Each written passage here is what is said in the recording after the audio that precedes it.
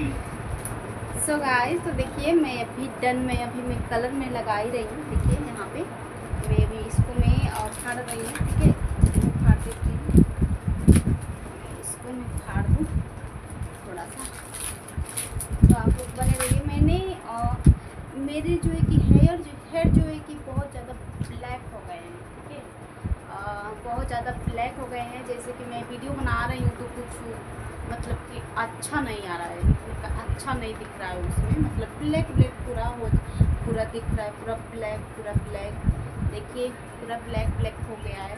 तो मैंने सोचा कि मैं थोड़ा सा मैं कलर में लगा लूँगी तो थोड़ा सा वीडियो थोड़ा अच्छा आएगा।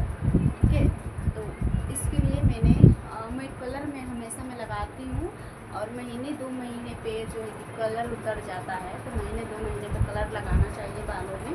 तो मैंने कलर मंगा दिया है। ठीक है, और